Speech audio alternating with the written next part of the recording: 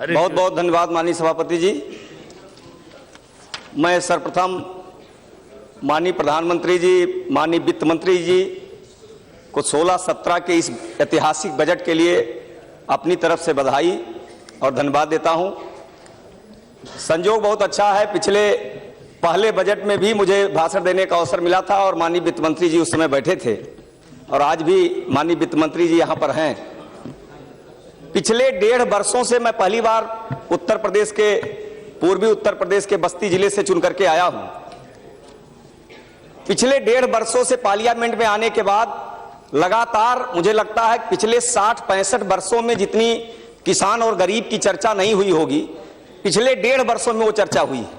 और चर्चा ऐसे लोग कर रहे हैं जिन्होंने लगभग 55-60 वर्ष देश की सरकार चलाई है, अलग अलग प्रदेशों की सरकार चलाई है, जिनके ऊपर ये जिम्मेदारी थी किसानों की चिंता की जाए, जिनके ऊपर ये जिम्मेदारी थी मजदूरों की चिंता की जाए, जिनके ऊपर ये जिम्मेदारी थी गरीबों की चिंता की जाए। लेकिन अगर आज देखा जाए तो भारतीय जनता पार्टी की सरकार आने के बाद आदरणीय नरेंद्र मोदी जी के नेतृत्व में 2014 में जब सरकार बनी, मैं सांसद बना, जोशी जी मैं सांसद बना। सांसद बनने के बाद मैं जब क्षेत्र जाना शुरू किया तो तमाम प्रकार की मांग हमारे सामने आती थी। जो सबसे बड़ी मांग हमारे सामने आती थी, लोग कहते थे कि सांसद जी मैंने आपको वोट दिया है, आपको मैंने सांसद बनाया है, मेरे गांव में अभी खंबा तार ट्रांसफार्मर नहीं लगा है, विद्युतीकरण नहीं हुआ है, आप हमारे गांव का विद्युतीकरण करवा दीजिए। मैं जब अधिकारियों को बुलाया, मैंने कहा भाई हमारे पास तमाम लोग आते हैं, गांव में खंबा तार उनके नहीं लगा है, विद्युतीकरण नहीं हुआ है, रोशनी उनके गांव में नहीं पहुंच रही है, खंबा तार कितने गांव में लगाया जा सकता है, आप बताइए, मैं अपने निधि से लगवाता हूं। जो आंकड़ा हमारे जिले के अधिकारियों ने दिया वह सुन करके माननीय सभापति जी आप भी आश्चर्यचकित हो जाएंगे। लगभग 6500 गांव में, गांव माने पूर्वा पूर्वी मिलाकर के, टोली टोला मिलाकर के 6500 गांव में विद्युतीकरण 68 वर्षों में नहीं हुआ। मैंने जब अधिकारियों से पूछा कुल कितने पूर्वा पूर्वी हैं, तो उन्होंने कहा लगभग 10,500। मैंने कहा परसेंटेज निकालिए, अधिकारियों ने कहा लगभग 63-64% गांव में खंबा तार ट्रांसफार्मर नहीं लगा। हर व्यक्ति यह सोचता है, हर नेता यह सोचता है, अधिकतर हमारे विपक्ष के माननीय कांग्रेस के तमाम ऐसे नेता इधर भाषण कर रहे थे, बड़े बड़े परिवारों से जीत करके आए हैं, वो भी अपने पारिवारिक बैकग्राउंड पर उनके पिताजी ये सोचे होंगे कि हमारा लड़का सांसद होगा, हमारी बेटी सांसद होगी, मंत्री होगी, प्रधानमंत्री होगी। लेकिन किसी ने ये नहीं सोचा कि जिन्होंने वोट दिया है, जो गरीब गांव में रह करके हमको यहां तक पहुंचाया है, उसका भी बेटा रोशनी में पढ़ाई कर सके, पंखे के हवा के नीचे वो सो सके, उसको भी आराम मिले। लेकिन हमारे प्रधानमंत्री जी, हमारे वित्त मंत्री जी आते ही उन्होंने कहा कि हमारी सरकार दीनदयाल ग्राम ज्योति योजना के अंतर्गत 2018 तक कोई गांव नहीं बचेगा, कोई पुरवा नहीं बचेगा, कोई घर नहीं बचेगा जहां खंबा तार ट्रांसफार्मर नहीं लगवा देंगे। और मैं ये केवल बजट की बात नहीं कर रहा हूं, मैं एक प्रैक्टिकल कर रहा हूं। हमारे जिले में मैंने 4200 गांवों में खंबा तार ट्रांसफार्मर पहुंचा दिया। जनधन योजना की बात हुई, माननीय मोदी जी ने नहीं रोका था, माननीय हमारे वित्त मंत्री जी ने नहीं रोका था कि हमारी सरकार आएगी तो गरीबों का खाता खुलवाएंगे। हमारी सरकार आने के बाद 22 करोड़ लोगों का खाता हमारी सरकार ने खुलवाया, जिन्होंने बैंक का दर्शन नहीं किया था, क्योंकि उनके पास पैसा नहीं होता है। पैसा नहीं होगा तो बैंक नहीं जाएंगे, बैंक नहीं जाएंगे तो उनका खाता नहीं खुलेगा। हमारी सरकार ने कहा 0 बैलेंस पर हम खाता खुलवाएंगे, और केवल खाता नहीं खुलवाएंगे, 1 लाख का दुर्घटना बीमा देंगे, 30,000 का लाइफ इंश्योरेंस देंगे, 5,000 रुपया ओवरड्राफ्ट करने की व्यवस्था हमारी सरकार ने किया। हमारे प्रधानमंत्री जी ने नहीं कहा था, हमारी पार्टी ने नहीं कहा था कि माननीय कांग्रेस के नेतागण हमारी सरकार आएगी तब हम काम करेंगे, आप काम न करिए। अभी आने वाले समय में जिस प्रकार की व्यवस्था हमारे प्रधानमंत्री जी ने किया है, मुद्रा बैंक माननीय वित्त मंत्री जी ने लाया, मेरे स्वयं के जिले में, मैं अभी कल ही आंकड़ा लेकर के बस्ती से आया हूं, 3400 ऐसे बेरोजगार नौजवान जिनके पास पैसा नहीं था, वो बेरोजगार होकर के घूमते थे, उनको कुछ काम करने के लिए पैसा नहीं मिल पा रहा था। हमारी सरकार ने व्यवस्था किया मुद्रा बैंक की। मुद्रा बैंक के माध्यम से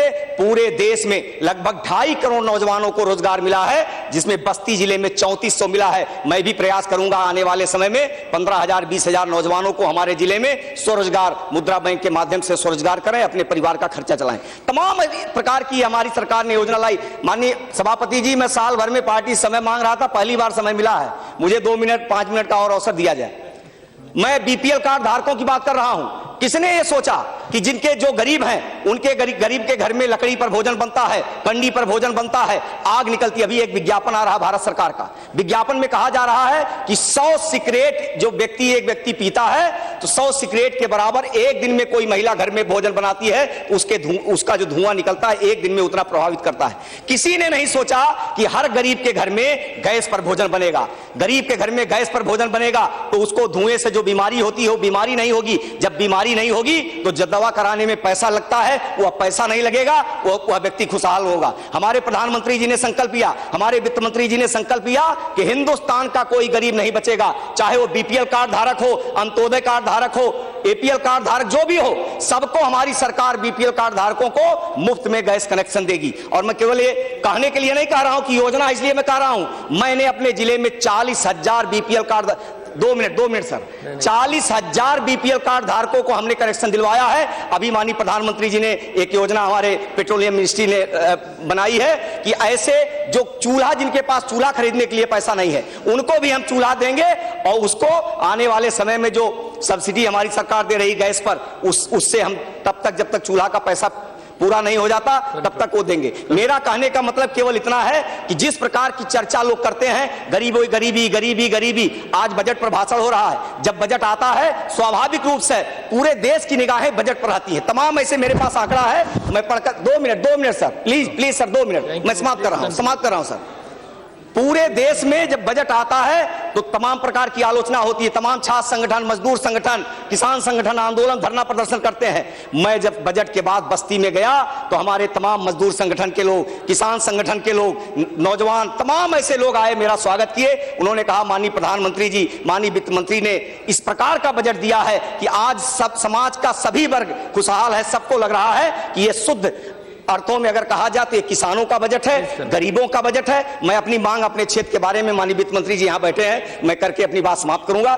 माननीय सभापति जी, माननीय वित्त मंत्री जी से मैंने पहले बजट भाषण में भी कुछ निवेदन किया था, आज भी मैं निवेदन कर रहा हूं। उत्तर प्रदेश में किसानों की एक बहुत बड़ी समस्या है, खासकर गन्ना किसानों की।